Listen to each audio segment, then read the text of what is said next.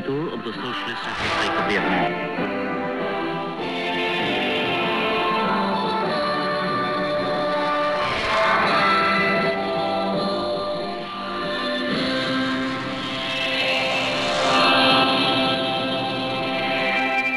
Hello and welcome to the Voice of Vietnam. I'm Ngọc Diệp.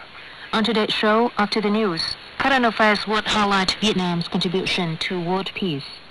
We'll then take you to Domon village in Hai Phong City to listen to Ca Chu, Vietnamese ceremonial singing in the early days of spring.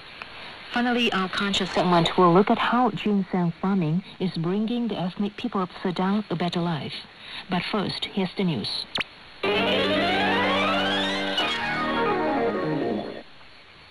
In the news headlines, Party General Secretary and President Nguyễn Phú Trọng urges for prompt resumption of production and business after Tet holiday. Vietnam and the U.S. launch activities to mark 25 years of bilateral diplomatic ties. And coronavirus fake news spread all over social media. Now for the news in detail. Party General Secretary and President Nguyễn Phú Trọng chaired a meeting of the Party Central Committee Secretariat on Friday in Hanoi to assess the implementation of the Secretariat's directive on organizing Lunar New Year state activities 2020 and make decision on personnel work. The meeting was attended by representatives from central agencies, ministries and sectors. Mr. Trọng urged for prompt resumption of production and business after Tet holiday for socio-economic development and accomplishment of political tasks. He called for better performance of foreign affairs, as Vietnam is now chair of ASEAN and the UN Security Council, while safeguarding national sovereignty and territorial integrity. Party leader and President Trump asked party committees to organize appropriate activities to mark the 90th founding anniversary of the Communist Party of Vietnam and major events of the nation in 2020. Prime Minister Nguyễn Xuân Phúc has reiterated Sweden as Vietnam's important and reliable partner in the European Union. At the reception in Hanoi on Friday for newly accredited Swedish ambassador to Vietnam, Anne Marie, Mr. Phúc said that two-way trade of $1.5 billion in 2018 and $1.2 billion by the end of September 2019 was modest compared to the two countries' potential. He suggested that the ambassador promote trade and investment cooperation between Vietnam and Sweden. He also expressed his hope that more backers of Sweden will increase investment cooperation with Vietnam. The Swedish ambassador suggested that in addition to aviation and other areas, both countries strengthen cooperation in innovation, which many Swedish businesses are specialized in. Also on Friday, hosting French ambassador to Vietnam, Nicolas Wannery, Prime Minister Phúc welcomed France for implementing projects in environment, particularly climate change in Vietnam. He said Vietnam is ready to work with France in environmental protection, trade, investment, and aviation. The French ambassador said France supports the ratification of the Vietnam-EU Free Trade Agreement and Investment Protection Agreement, and is taking measures to push for early ratification by the European Parliament. He added that France wants to work with Vietnam in economics, defense, security, education, healthcare, and culture. Delegates affirmed the birth and historical mission of the Communist Party of Vietnam at the workshop held in Hanoi on Friday to mark the party's founding anniversary on February 3rd. The workshop also highlighted Vietnam's achievements in all aspects of life, especially in national liberation, reunification, renewal, construction, and development over the past 90 years under the leadership of the Vietnam Communist Party. Senior Lieutenant General Nguyễn Trọng Nghĩa, Deputy Director of the General Department of Politics of the Vietnam People's Army, spoke at the event.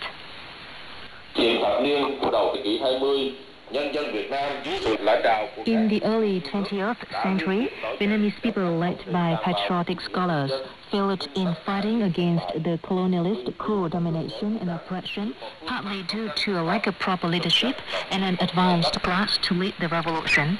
In that very context, Nguyễn Ái Quốc, or Ho Chi Minh, found a proper way of leading the revolution for Vietnam based on national patriotism and Marxism and Leninism. He then step by step prepared and founded the Communist Party of Vietnam on February the 3rd, 1930. Hard giving up Vietnamese ambassador to the U.S. and David Stilwell, U.S. Assistant Secretary of State for the Bureau of East Asian and Pacific Affairs, on Thursday co-chaired the launching of activities to celebrate the 25th 30th anniversary of diplomatic relations. Mr. Ngoc said 25 years are not a long time in the history of bilateral relationship, but what Vietnam and the U.S. have achieved is really impressive. He highlighted impressive achievements in the defense security partnership, especially in cooperation to address post-war consequences and improving enforcement capacity at sea. Vietnam and the U.S. have collaborated in UN peacekeeping operations and enhanced coordination in coping with regional and international security risks, the diplomat said. Bilateral cooperation in education, culture, science, technology, and people-to-people exchanges has been expanded to help increase mutual understanding, Mr. Ngoc added. Multilaterally, Vietnam and the U.S. share strategic benefits in maintaining peace, security, stability, cooperation, and rules-based order in Asia-Pacific, including issues relating to East Sea, Mekong River, and North Korea. The two sides have also coordinated at ASEAN forums, the APEC Forum, the UN, and the WTO, he added. The Vietnamese Ministry of Health on Thursday established 45 mobile fast response teams as part of the efforts to fight coronavirus. The teams are responsible for responding quickly to any outbreaks, providing professional aid for hospitals, and controlling the acute respiratory disease. Each team is equipped with an ambulance and equipment for emergency resuscitation and disinfectants.